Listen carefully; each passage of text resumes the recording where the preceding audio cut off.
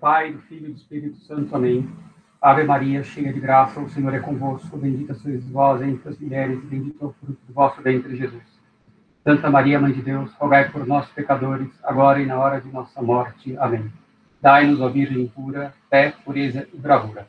Em nome do Pai, do Filho e do Espírito Santo. Amém.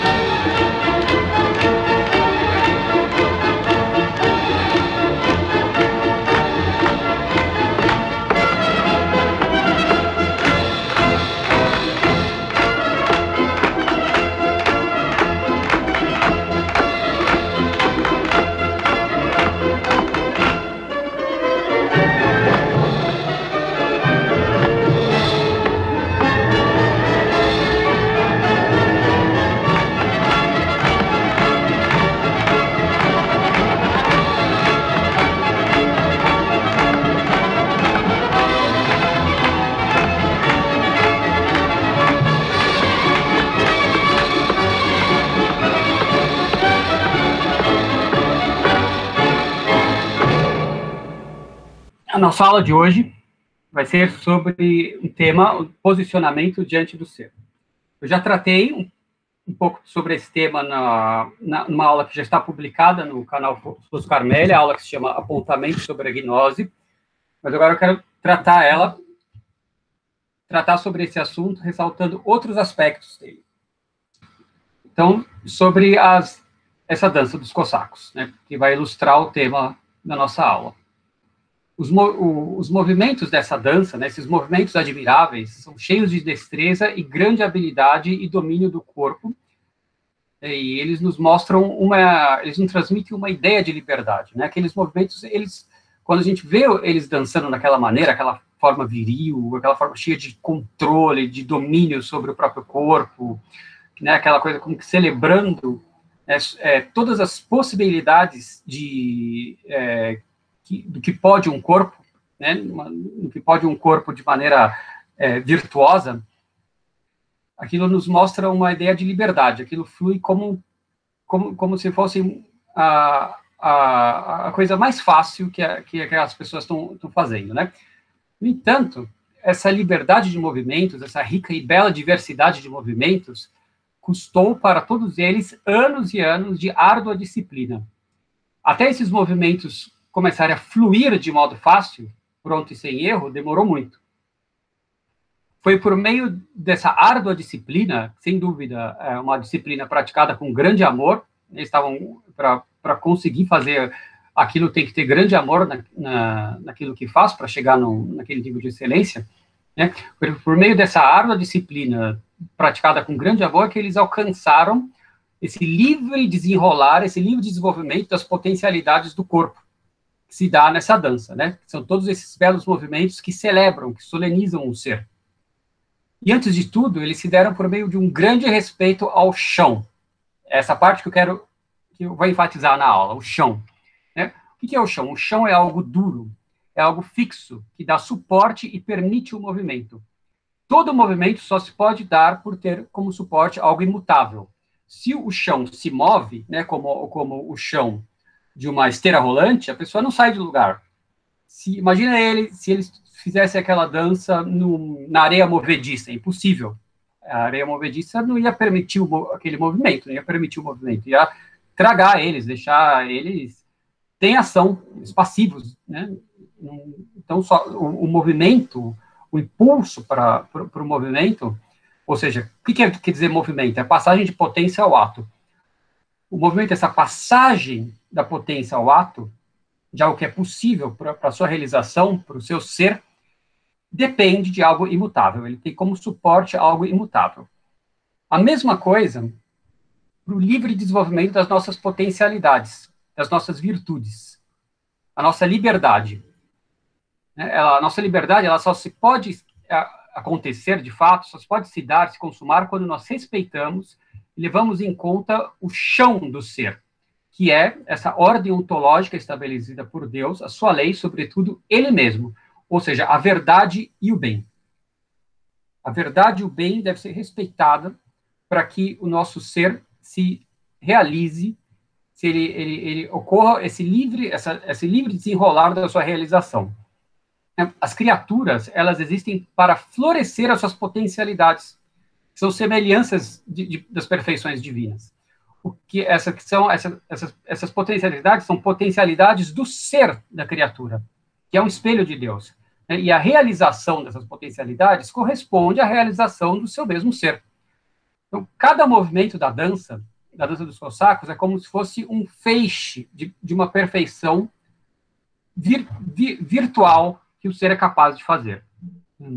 O mesmo vale para as potencialidades da nossa alma, né, com toda a sua diversidade. As potencialidades da nossa alma, né, ou virtualidades, melhor dizendo, né, precisaria explicar um pouco mais o que quer dizer essa virtualidade, quer dizer aquilo que a gente tem força para fazer, força para irradiar. Essas potencialidades estão para as cores, assim como o nosso ser está para a luz.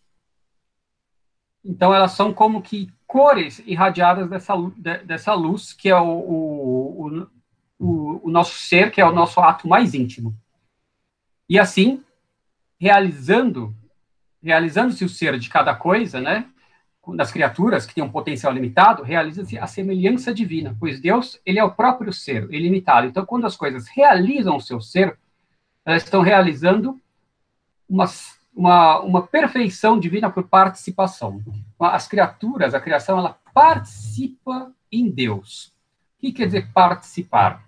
Não quer dizer ser uma parte, né? Porque Deus não tem partes, Deus não tem potência, ele é ato puro, ele não pode ser dividido, ele não tem pedaço, ele não tem partícula. Então, esse participar, em metafórico, análogo, ele quer dizer, a participação quer dizer realizar de um modo finito, limitado, recebido, múltiplo, a perfeição que Deus é de modo infinito, ilimitado, não recebido e absolutamente uno e simples. Num só ato que tem uma intensidade infinita. E nós temos intensidades limitadas, nós temos uma intensidade limitada. A nossa essência, a essência de cada coisa, é um grau de limitação da intensidade de ser. Deus não tem limite. O ser dele é a intensidade, é o ser com a intensidade, com toda a virtus, com toda a intensidade. E nós realizamos o ser dessa maneira difratada, dessa maneira como em diversos níveis de atualidade, diversos feixes. Né? Assim como esses cossacos, eles realizam a perfeição da dança em diversos movimentos variados e conectados uns com os outros. Bom, a religião católica, ela é aquilo que permite esse livre desenrolar do nosso ser. Ela não é uma camisa de força para refrear as más tendências do homem. Apresentar a religião católica assim é uma certa distorção, porque ela não é tolhedora, ela não é podadora das nossas potencialidades, né? Ao contrário do que os inimigos da igreja querem fazer crer, né? A religião católica, com toda a sua austeridade, enunciada sem liberalismo, sem distorções, sem concessões, sem desculpas, ela é uma árdua disciplina praticada amorosamente por ser aquilo que possibilita o livre desenvolvimento de nossas potencialidades, que são únicas e singularizam-se de diversos e ricos modos em cada um, na medida em que cada um respeita esse chão que pisa, que é o chão que é Deus, e o chão da estrutura ontológica das coisas, da verdade e do bem, da natureza de si e das coisas. Então, o sofrimento por nosso Senhor Jesus Cristo, ele é a realização também de um elevadíssimo potencial que só nos foi permitido realizar pela graça de Deus, pois é sobrenatural. Né? Por exemplo, a alma de um santo agonizando na cama, prestes a morrer, né, ele dança movimentos do ser incomparavelmente mais ricos, variados, intensos e sublimes do que esse dos cossacos. Né? Então, o chão, aquilo que o apóstolo fala, né? No chão, nós nos movemos, vivemos e somos. Em Deus, também, nós nos movemos, vivemos e somos. E aí, gostaria de... tem não é exatamente de estado, é uma historinha muito interessante. É assim, 2 peixes estavam nadando e o mais velho disse ao mais jovem: a água está boa hoje, não é? E o peixe jovem respondeu: nossa, mas o que é água? Água? O que é isso? Bom, quem nega a Deus, quem nega haver uma ordem ontológica, uma ordem do ser por ele estabelecida, a qual devemos nos alinhar moralmente, né, quem nega haver a verdade e o bem, né, e que essa ordem fundada por Deus tenha que ser fundamento do nosso jeito de ser, nosso jeito de pensar e de viver, é como o peixe que nega a existência da água. Mas veja, essa água em que a gente se move, nós não estamos dentro de Deus, é impossível estar dentro de Deus, porque Deus é ato puro, Deus está fora de nós.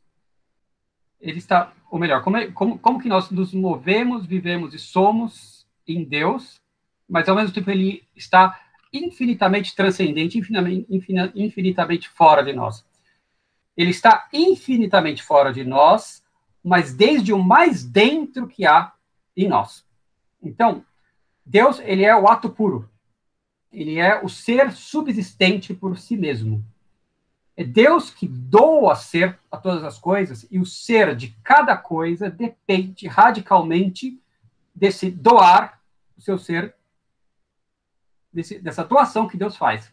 São Tomás de Aquino, na Suma Teológica, na questão 104, acho que é da primeira parte, eu acho que quando ele está tratando da providência, ele vai dizer que Deus não só doa o ser das criaturas no ato de criação, ou seja, no ato de que elas, onde nada é, e de repente, pela força criadora de Deus, a criatura passa a ser, ex nihilo, a partir do nada. Ele não doa o ser para as criaturas somente aí, mas ele também sustenta o ser das criaturas ininterruptamente, incessantemente. E ele diz que que Deus não só cria, como sustenta e conserva o ser das criaturas. E esse ato de sustentar é uma continuação do ato da criação. Por que isso é necessário? Porque só Deus é infinito, só Deus é subsistente por si mesmo. E as criaturas são feitas ex nihilo, elas não são elas não são pedaços que são arrancados de Deus, porque isso é impossível, Deus não pode se dividir, ele é ato puro. Elas não são feitas por Deus a partir de nada pré-existente. Elas são feitas ex nihilo, né? A partir do nada. Só que passar do nada para o ser, entre o nada e o ser tem um abismo infinito, um abismo intransponível por qualquer força finita. Então, para se passar ex nihilo para o ser, ou seja, para criar, requer-se uma força infinita. Só Deus é força infinita. Só Deus tem força infinita. E também, para se manter no ser, para não voltar ao nada, também se requer uma força infinita, porque o ser finito não tem força suficiente para se sustentar no ser. Isso também requer uma força infinita. Então, Deus está continuamente sustentando a criatura no seu mais íntimo. Mas que mais íntimo é esse? Bom, como vocês... Eu presumo aqui que vocês todos já assistiram a aula que está disponível no canal Flos Carmelli, o itinerário da mente para Deus a partir de uma rosa. Vocês devem se lembrar do conceito de ato de ser, ou também pode chamar de ser, ou actus essendi, o esse ut actus essendi. A criatura, para relembrar vocês, ela é composta por diversos níveis de atualidade. Então, ela tem um nível mais superficial, lembra da rosa? Então, a rosa ela tem aquele nível mais superficial de ser, que é o ser da sua cor, do seu perfume, do seu peso, do formato das pétalas. Depois ela tem um outro nível, que é o da sua, podemos assim, da sua roseidade, da sua forma substancial, aquilo que faz ela ser o que ela é, da sua essência. É desse nível da sua substância, daquilo que ela é que emergem esse nível mais superficial. Ou seja, a cor, o formato da rosa, o perfume, esses atos, eles encontram sua raiz na natureza da rosa. Eles são doados pela natureza da rosa. Ela que coloca em ato. E o ato da natureza dela é colocado em ato por um outro ato, que é o primeiro ato imanente, intrínseco, que tem em todos os entes, e concentra toda a energia ontológica para colocar em ato todos os níveis de atualidade do ser, que é esse ato mais íntimo, que a gente chama de esse actus essendi, que, lamentavelmente, por culpa dos alunos de São Tomás, de Egídio Romano e de outros desastrados, foi erroneamente interpretado como existência. E ele não é existência, ele diz mais do que existência. Ele é um ato, ele diz respeito à consistência ontológica mesma do ser. E esse ato no mais íntimo é aí que Deus está atuando a criatura. Ele está empurrando ela. Imagine o seguinte, se a gente tivesse 4 trenzinhos aqui, 4 vagões de trenzinhos, temos esse aqui, esse daqui está empurrando esse, aí tem um outro que está empurrando o outro, e são 4 vagões de trenzinhos. Esses vagões, se um para de mexer, o outro também para de mexer. Ou seja, se um para de se mover, o outro também para de se mover. Esses vagõezinhos são como se fossem as diversas camadas de ato do nosso ser. Então, nós temos uma camada mais superficial, que é a das nossas ações, das nossas operações, o nosso pensar, o nosso amar, o nosso agir, que é a camada mais superficial do nosso ser. E na causa da rosa seria o exalar o perfume. Ela é empurrada, ou seja, o ser dela é doado, ela é chamada em ato pela natureza, ou seja, por uma propriedade, ou melhor, por um acidente próprio, por uma propriedade que a natureza da rosa tem de transmitir esse perfume. E nós, pela propriedade que nós temos, que se chama inteligência, né, que tem o ato de conhecer, e a vontade, o ato de amar, né? Então, seja pelas nossas potências operativas. Por sua vez, a potência operativa, ela é colocada em ato pela nossa essência, pela nossa natureza. Elas decorrem, nossas potências operativas radicam, o ser delas radica, transbordado, colocado em ato pela nossa natureza. E a nossa natureza, e as nossas potências operativas, e nas operações, são, por sua vez, sustentadas por um ato primeiro, que é o ato de ser, que coloca em ato todos os outros, que move todos os outros vagõezinhos. O nosso ser, ele vai se realizar, ou seja, a potencialidade, toda a energia ontológica, toda a virtus essendi que tem no nosso ato de ser, o nosso actus essendi, ela se consuma na operação. Porque lembre-se daquele princípio de São Tomás de Aquino, aquele axioma tomista, que ele tira de Pseudo Dionísio, se eu não me engano, que é próprio do ser comunicar a si mesmo. É próprio do ser irradiar-se, passar para o ato, colocar-se em ato, colocar as coisas em ato. Então, esse ato mais íntimo, ele se realiza em diversos níveis de atualidade. Mas esse nosso ato mais íntimo, ele é limitado. Ele é limitado pela nossa essência. Ele só pode colocar em ato os atos da nossa essência e que são condizentes com a nossa essência. Depois, claro, vai vir a graça. Não nesse nível aqui. A graça não é infundida aqui. A graça vai ser infundida aqui na natureza como uma qualidade que vai potencializar esse movimento desses vagõezinhos para que nós possamos participar da vida divina, né? Ou seja, realizar de modo finito e limitado perfeições que dizem respeito à vida e à natureza de Deus e operar sobrenaturalmente também, participando dessas perfeições sobrenaturais. Mas esse ato aqui, por sua vez, que é o ato de ser, o actus essendi, ele não se sustenta por si mesmo, e é aqui que Deus está nos atuando.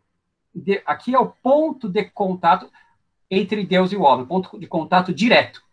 Mas olha só, é um ponto de contato direto, né, porque é aqui que Deus está continuamente sustentando, nos sustentando no ser, nos atuando, nos doando o ser. Ele é, tanto que se diz que o actus essendi, o ser, é o mediador transcendental da causalidade divina. O mediador, quer dizer, é aquele ponto de contato entre Deus e a criação. Esse actus essendi, nós não podemos intuir. Nós não podemos, ninguém descobre assim, estou sentindo meu actus essendi, o florescimento dele nas operações. Não. Para você tomar conhecimento disso, é preciso uma longa reflexão, uma longa cadeia de raciocínios que, por sua vez, são baseadas em conceitos densos, em conceitos difíceis, que é aquela cadeia de raciocínios que eu expliquei na aula Itinerário da Mente para Deus a partir de uma rosa, como a resolução. Nós vamos ter dois tipos de resolução ou recondução. Aquela que resolve todas as perfeições, todos esses níveis de atualidade, né, todos esses vagõezinhos, todos esses níveis de atualidade, eu resolvo na perfeição imanente, primeira, no ato primeiro, no primeiro princípio imanente de todos os entes, que é o seu actus essendi, limitado por uma essência, como potência de ser, como potência essendi, essência ou potência essendi, que essa é aquela resolutio secundum ratione, aquela que efetua uma leitura dentro de um mesmo ente, e resolve todas as suas perfeições, reconduz todas as suas perfeições, tal como um detetive reconduz as pistas do seu caso até o seu autor, ele reconduz até o primeiro ato do imanente do ente, imanente de todo o ser. E a outra resolutio é aquela que passa porque está extrínseco, para a primeira causa extrínseca, porque só essa resolutio, ela não dá conta de explicar todos os seres, ela explica o ente individualmente, mas não explica a sua causa extrínseca. Falta algo para explicar. Essa causa imanente não se explica por si mesma. E aí é que se efetua a resolutio secundum rem, segundo a coisa, onde se resolve o ser limitado pela essência, o ato de ser limitado pela essência, no ser infinito que é Deus, que é o ipsum esse per se subsistens, que é o próprio ato de ser subsistente por si mesmo. Então, a diferença da criatura para o Criador é essa. Deus é o ser subsistente por si mesmo. Ele é ser por essência. A criatura, ela não é ser por essência. Ela é ser limitada por uma essência que lhe é limitante. A essência de Deus não é limitante. Ela não se distingue do seu ser. No homem, todas as criaturas, o seu ser se distingue da sua essência. E a sua essência é um grau de limitação do seu ser. E é assim que o homem está, né, em relação com Deus, assim como os cossacos em relação ao chão. E também, levando essa analogia dos vagões para esses vagões aqui, é assim como as nossas operações estão para o nosso ser. Tem um princípio, eu não vou citar exatamente aqui, mas em São Tomás, no tratado dele, as questões disputadas sobre a potência de Deus, de potência, se não me engano, na questão 7, ele fala que nada tem poder sobre o seu próprio ser, sobre o seu próprio esse, supra-sum esse, alguma coisa assim. Então, em relação ao nosso ser, nós não podemos fazer nada, porque ele é dado. Ele é algo que não depende de nós. Essa estrutura, né, a nossa essência, mas o nosso ser, e a estrutura desses vagões, nós não podemos fazer nada em relação a isso, porque é algo dado por Deus, estabelecido por Deus. Assim como nós também não podemos fazer nada em relação a Deus e a dependência radical, o vínculo ontológico inexorável que nós temos para com ele. Mas, no entanto, quando chega no vagãozinho aqui das operações, no caso da criatura racional, dos anjos e dos homens, justamente por ser racional, ou seja, por poder atuar sobre si mesmo, por ser senhor das suas ações, o homem pode desalinhar-se, romper, de alguma maneira, um vínculo com Deus. Mas esse vínculo ontológico aqui, ele não consegue romper. E o vínculo ontológico também com o seu S, ele não pode romper. Nada tem força para romper esse vínculo. No entanto, existe um vínculo, de outra natureza, um vínculo moral, que pode ser rompido. E também pode ser, e ele pode ser estabelecido, claro. E quando ele é estabelecido, aí existe, quanto mais ele for estabelecido, mais se dá a livre realização das nossas potencialidades. Como que isso se dá no homem? Esse vínculo, né? Esse vínculo moral, esse vínculo... Bom, o primeiro impulso, qual vai ser o primeiro impulso do homem para realizar esse vínculo moral com Deus? Para dizer sim à realidade, para dizer sim a Deus, e assim não colocar nenhuma espécie de impedimento para o seu livre desenvolvimento. O pecado não é nada mais do que colocar impedimentos para o nosso livre desenvolvimento. É isso que o pecado faz. O pecado ele deixa a pessoa aleijada espiritualmente, deixa a pessoa mutilada espiritualmente, porque faz ela se voltar para as criaturas em detrimento de Deus e não desenvolver as suas potencialidades superiores, que são aquelas espirituais e que são as potencialidades que ocorrem quando elas mais estão voltadas para Deus, que é o conhecimento e o amor de Deus, que é aquilo que a gente busca com a devoção, com a vida espiritual. Mas, então, o que é como se dá essa realização do nosso ser? Bom, a necessidade mais urgente para o homem é a realização das suas potencialidades. Todos os seres, como a gente está vendo, como é próprio do ser e se irradiar, passar para o ato, ter um movimento de passagem das suas perfeições para o ato, a realização das perfeições possíveis de um ser é a realização do seu ser, é a realização daquele potencial, daquela energia ontológica que estava aqui no seu Otactus Essendi, que ela quer se irradiar. Essa é a necessidade mais urgente, a inclinação mais urgente de todos os seres. Então, todo ser, ele quer comunicar-se. Isso vale para os vegetais, vale para os animais, né? Nos vegetais, nós temos a raiz que busca cada vez mais se voltar para o chão e se fincar para o chão para adquirir os nutrientes, para subir e assim florescer os frutos e as flores. Os animais, eles têm também isso no seu movimento, na sua busca por dizer, por afirmar a sua presença no mundo, para conservar o seu ser, buscando pelo alimento, lutando pela própria vida, e usando a sua imaginação, o seu conhecimento sensível para isso. E no homem, isso se dá pela inteligência e pela vontade. Ora, mas como é que pode ser a necessidade mais urgente do homem, algo de ordem intelectual e da vontade, né? A gente conhece, parece que isso não condiz com a realidade, porque parece que a maioria das pessoas não estão interessadas nisso, né? Vamos ver. Então, vamos começar a nossa próxima parte aqui, sobre essa orientação diante do ser, essa necessidade de uma orientação diante do ser, né? A necessidade mais urgente para o homem é a realização das suas potencialidades. Isso é o mesmo que dizer que a sua necessidade mais urgente é a sua realização, a realização do seu ser.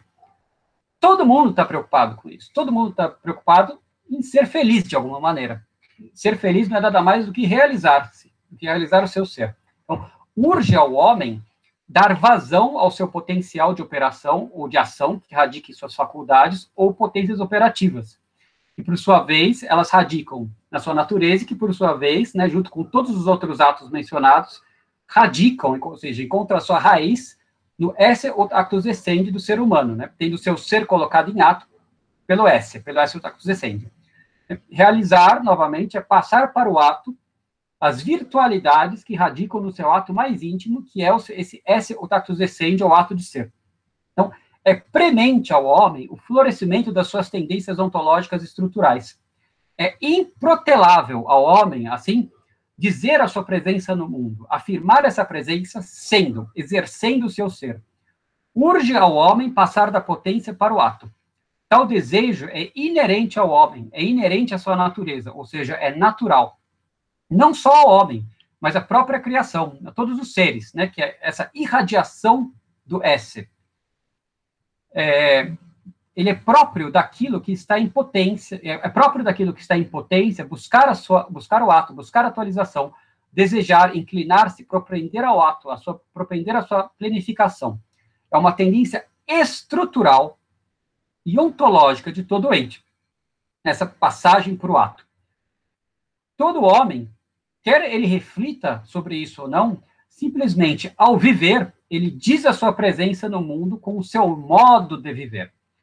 Então, a necessidade mais urgente do homem é saber o que está fazendo no mundo e como viver sua vida. Ele precisa de uma orientação. A orientação que ele vai ter diante da vida, a sua visão de mundo, é algo que media o seu ser e a sua realização operativa. Isto é, as suas realizações, aquilo que ela faz. Entre aqui o esse actus essendi, a nossa natureza, as nossas potências operativas e a nossa operação, tem uma outra operação, assim por assim dizer, que é essa operação contemplativa, também por assim dizer, que formula, de alguma maneira, uma visão de mundo. É claro, tem gente que não vai refletir sobre isso, mas as pessoas que não refletem sobre isso, só com o seu modo de existir vão estar afirmando uma visão de mundo. E se ela, como diz aquele ditado, aquelas pessoas que não refletem sobre os princípios que orientam a sua conduta, outras pessoas vão decidir por elas. Ela vai herdar, vai absorver por osmose do ambiente cultural onde ela está. Ou da família, claro, do modelo que ela tem de conduta das outras pessoas. Então, o André Mello perguntou, quando que é estabelecido esse vínculo moral? A gente vai chegar lá, é quando a pessoa ela vai dizer sim para a realidade, ela vai aceitar a realidade. Ela vai fazer, vai estabelecer essa orientação diante do ser, aceitando como fundamento da orientação, como a própria orientação, a verdade e o bem, ou seja, essa estrutura ontológica das coisas, a natureza das coisas. A gente já vai falar sobre isso. Então, a necessidade mais urgente do homem é encontrar uma orientação na existência, um posicionamento diante do ser, da realidade, que lhe dê as coordenadas sobre como exercer o seu ser nojenta, que foi o nazismo, conquistou tantas pessoas. Justamente porque ela dá uma direção no ser. Porque ela dá uma direção, ela diz o que é o homem, mas diz de maneira desvirtuada, distorcida, brutalmente distorcida, né, reificada, mutilada, e diz o que o homem tem que fazer e dá um senso de pertença numa comunidade de pessoas que partiam daquelas mesmas convicções e que uma reforça o desenvolvimento da outra. Mas esse desenvolvimento, no caso das ideologias, é um falso desenvolvimento, é uma precarização. Justamente quando a igreja, ou melhor, a igreja não, quando o clero e os fiéis estão falhando em comunicar na sociedade, por meio da cultura, das artes, da música, da literatura, mas antes de tudo, o ensino da doutrina, quando está falhando isso, cria-se um vácuo na sociedade. Quando a sociedade, ela foi, cada vez mais que a sociedade ela vai abandonando a religião católica, mais vão surgindo orientações substitutas, né? Aquilo que religiões substitutas. Tanto que muita gente chama essas ideologias de religiões políticas. E o atrativo dessas ideologias, né, também não só o nacionalsocialismo, como o comunismo, o positivismo, as falsas religiões como um todo, é nisso. Porque ela dá uma direção, ela responde às perguntas metafísicas últimas. Ela explica o que é todas as coisas, o que eu estou fazendo no mundo, quem sou eu, o que eu tenho que fazer, para onde eu tenho que ir, de onde eu vim, onde estou, o que eu sou, para onde eu vou. E é por isso que quando esse tipo de orientação não é refletido e ele é deixado nas mãos, ele é deixado nas mãos dos inimigos da igreja, como esses inimigos da igreja, eles vão articular uma orientação diante do ser que instiga aquilo que é vício no homem, que instiga os seus vícios e faz da afirmação da sua presença no mundo, a afirmação do seu ser, uma afirmação dos seus vícios, é óbvio que isso vai ser persuasivo. É óbvio que isso vai ser extremamente sedutor. Uma falsa visão de mundo é extremamente sedutora, porque ela colabora, porque ela é uma resposta fácil, uma resposta fast food para essa nossa necessidade mais urgente. E aí, e é sobre isso que vai ser essa aula, né? Como se dá como chegar nessa orientação verdadeira? Como discernir entre o certo e o errado?